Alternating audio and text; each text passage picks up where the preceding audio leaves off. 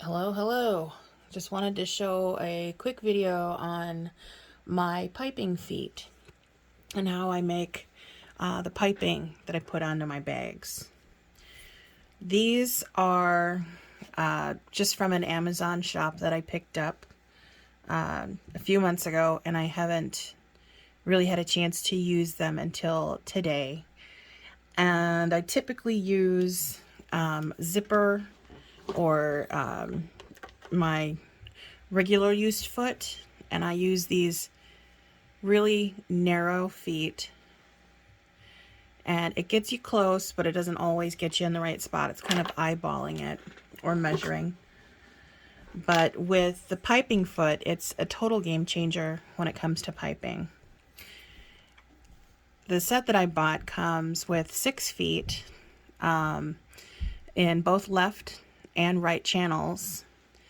This is a 1/4 inch, a 3/16, and a 1/8. And as you can see, they have the channel for the cording as well as your needle hole.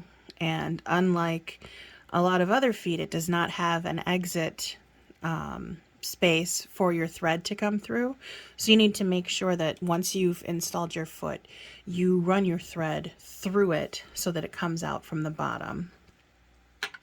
When I do my piping, I prefer to use this Welt Fill solid filler cord, which is, it looks like a foam, but it feels like a plastic, and it does the exact same thing that rope would do. And I know a lot of people like to use the rope cording like this. I prefer not to use this because I mostly sew in vinyl 95% of the time, and I can't feel that cording through the thickness of my vinyl. So I prefer to use the Welt Fill. It's by the Dritz brand. Looks like this, and you can find it at Joann's. I've never been able to find it anywhere else. I couldn't find it on Amazon. I couldn't find it at Michael's. So that's the only place I can get it. And it works relatively the same way as the rope does, except it stays more solid. It does not squish. And I find it to be relatively easy to use. It just takes a little getting used to is all.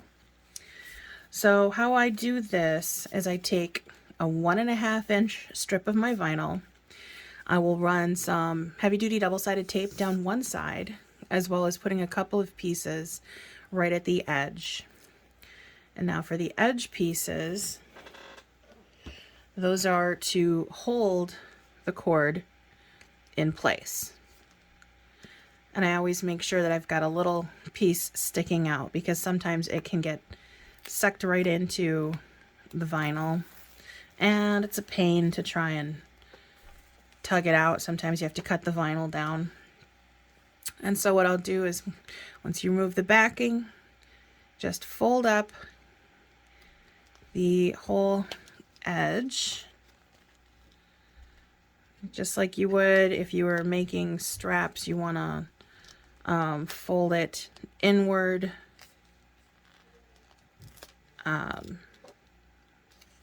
until you get half the length. But unlike straps, you're not folding the edges towards the center. You're folding the edges to the edges. So I guess it's kind of like making tube straps, not standard flat straps. So get this finished. All right, so once you've got that together, you just want to kind of run over it, make sure you got all of the tape sealed. You also want to make sure that the cord is as far.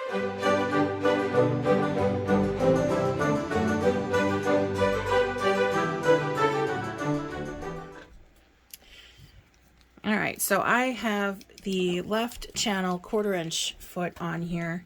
So I'm going to run my piping directly under with the cord to the left. And the needle should drop down into the center of the hole without touching the metal. And I will keep my fingers, one on the outside and one directly on the vinyl, to keep it in line with the foot and hold it still so that it does its job properly. And then you just go.